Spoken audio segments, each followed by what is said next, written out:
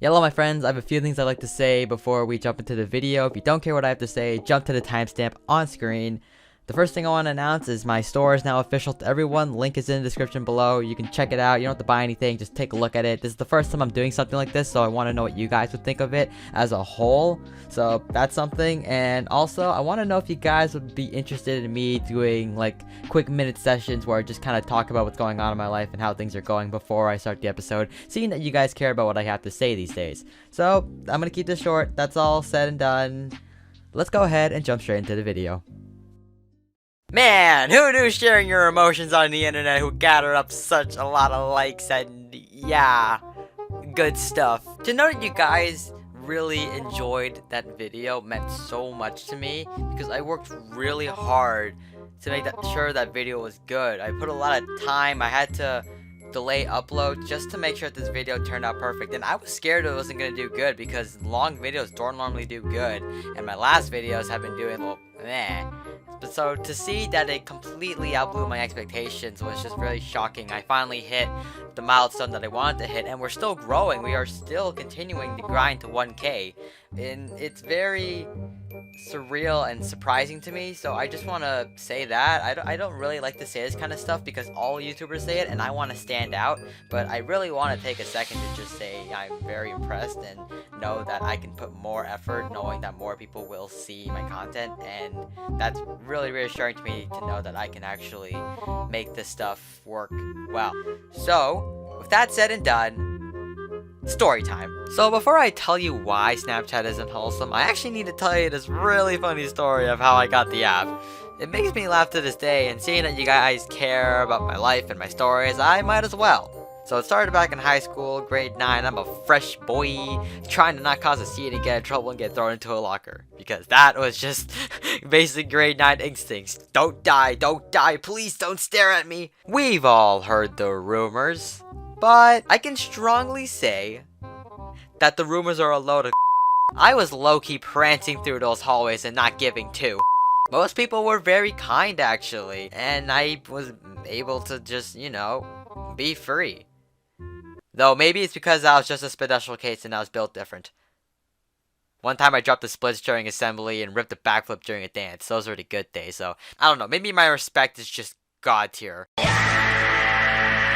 I do remember one time where I actually wore puppy slippers during exams. I do this thing where I just walk around through the school with these puppy slippers and everyone would just be like, damn, that kid has guts. That kid's a dimwit. But hey, those are stories for another time. I don't know, I might tell some high school stories in the future. I definitely want to do more talking stories in the later on, but let's continue the story. So I'm a week in, and I've met quite a few people and made quite a few friends. There's this one friend in particular who actually made me get Snapchat. Let's call her, Blaze. So I asked Blaze if I can add her onto my contacts so I can text her in case anything happens. Like if I get thrown into a locker. So I opened my contact info and I gave her my phone. And the first thing she does is press the home button and start swiping. What are you doing? Oh, I'm just looking for Snapchat.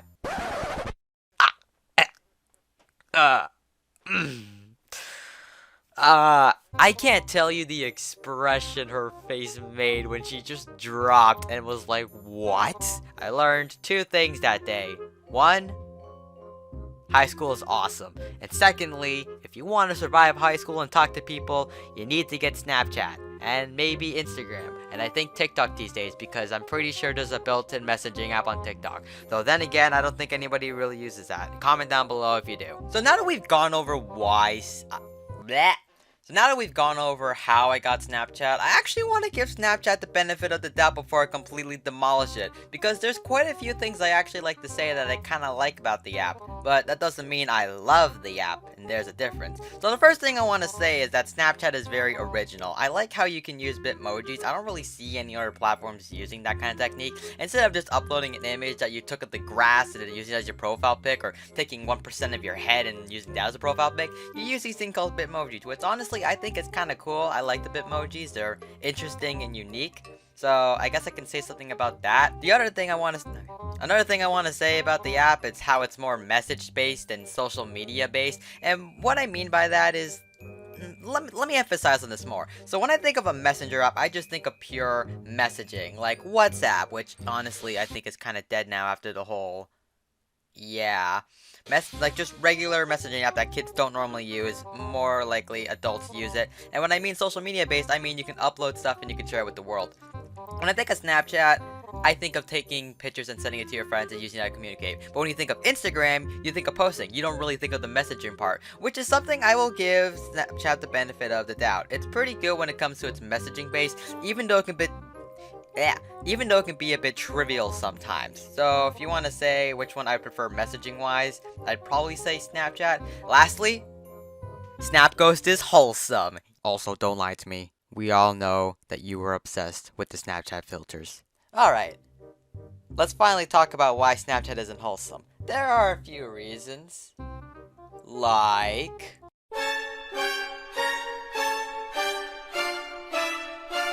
So, let's go through each of them one at a time, shall we?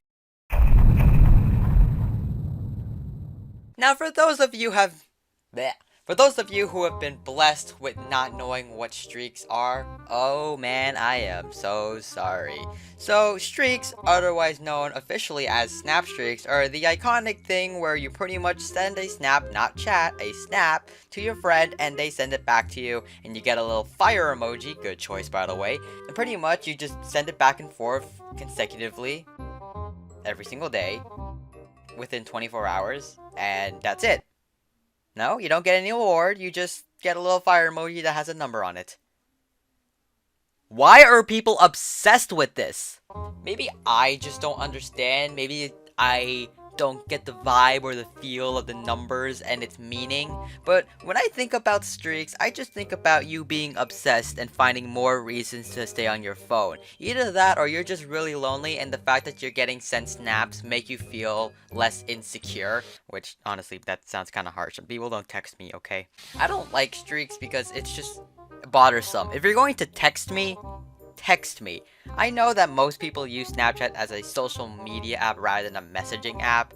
You know, with the built-in stories, like, yes, Snapchat is a social media app, but at its core, it seems more like a messaging app to me. I use the app as a messaging app, so if you're gonna send streaks to me, I'm gonna send you a block, so yeah. And also, I don't really add people on Snap unless I know them, like I really do know them. So no, you're not getting my Snapchat, that's not happening. I only like accepting friends that I can talk to because I know they're not gonna bombard me with streaks or some random stupid crap. Alright, that was a lot of non-editing. Let's throw in a story with a lot of editing so I can drive myself even more insane. So I have another friend, let's call her Hazel.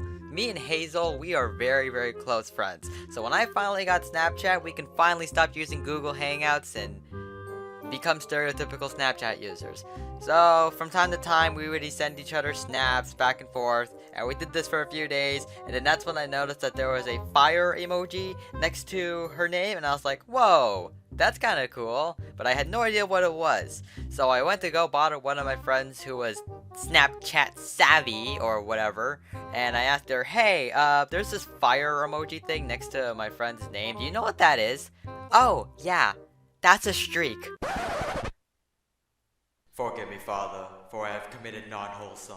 It turns out that you don't have to do an S or type streaks in order for streaks to be official. It just has to be a snap. For the longest time, I thought if you wanted to do streaks, you had to draw an S or you had to do some kind of texty thing in order for it to be officially called a streak. Though now that I think about it, when people draw an S, do they have like some kind of robot that detects if they see an S? What if you take a picture of a letter S just in the middle of the street? Would it classify as an S or a streak? No! So I guess I was just being little brain when it came to that. But the realization made me question, okay, maybe streaks are pretty decent. Not. Got him! At the end of the day, if you like doing streaks for fun, and you just don't do it intentionally, I don't see a problem with it. It's just you texting your friend or whatever. But if you're doing streaks intentionally, just so you can have all these new messages appear on your phone, get a life.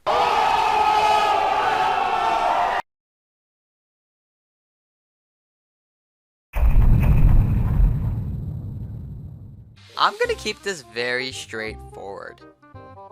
Snap Map is sus and should be absolutely deleted. If you don't know what Snap Map is, it's pretty much where you can see your friend's location at all time if they choose to have it enabled, which is just why?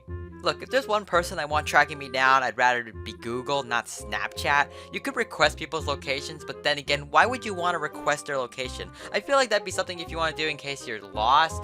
I see the benefits in it, but just at its core value, why? Snap Map is sus. I can picture the scenario where you accidentally request someone's location and it goes a little something like...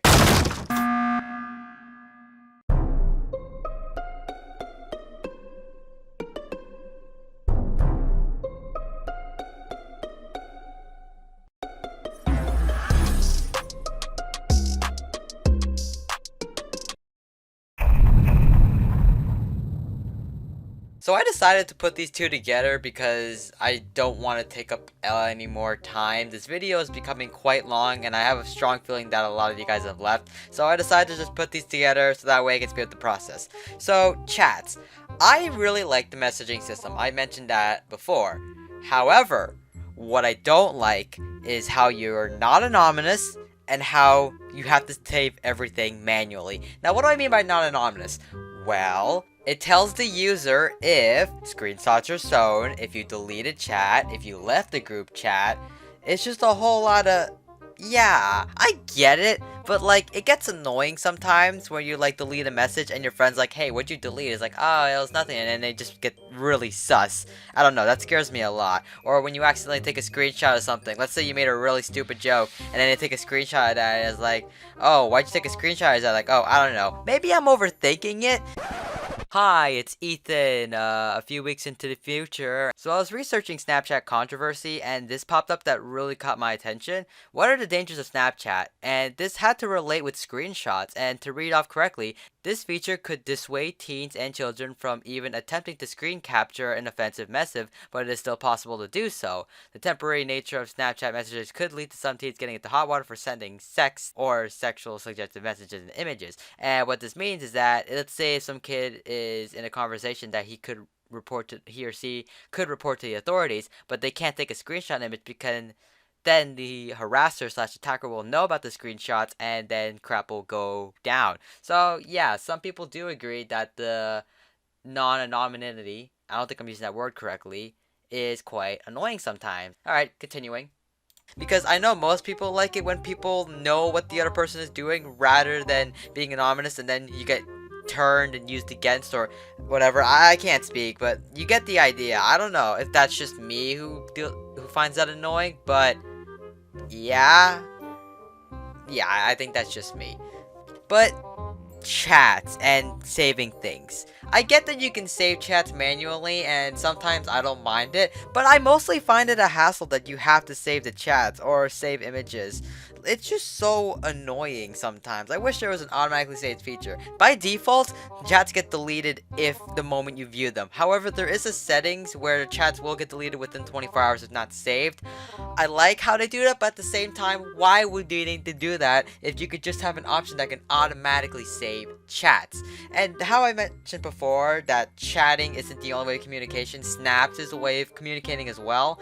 I don't like how you can't review snaps, and wrong choice of words, how you can't rewatch snaps. You can replay it once, but after that it's done. So you can't like see it again. You can't save snaps. Actually, well, that's not true at all. I actually learned that you can save snaps about a week ago.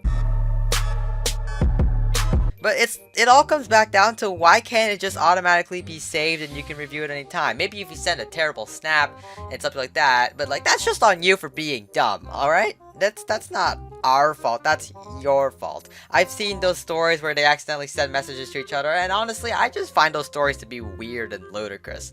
So, TLDR, saving chats, that needs to be a feature that's just automatic. Saving snaps, I don't want to have to save snaps every time I do it because we don't do that.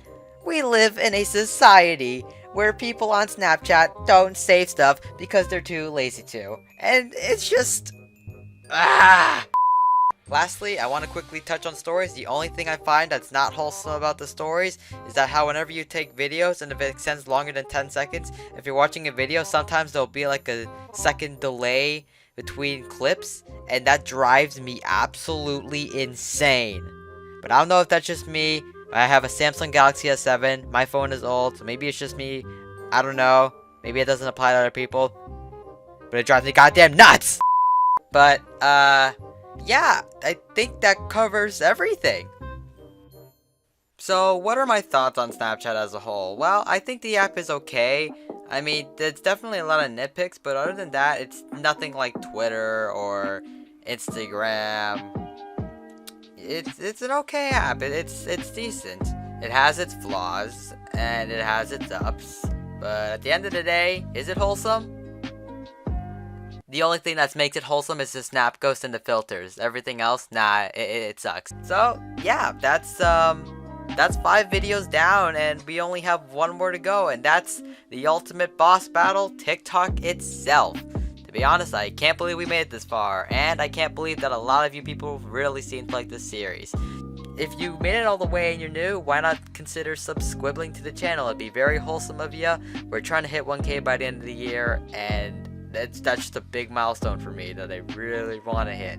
So it would be awesome if you guys could help me get there. But I think I've said enough.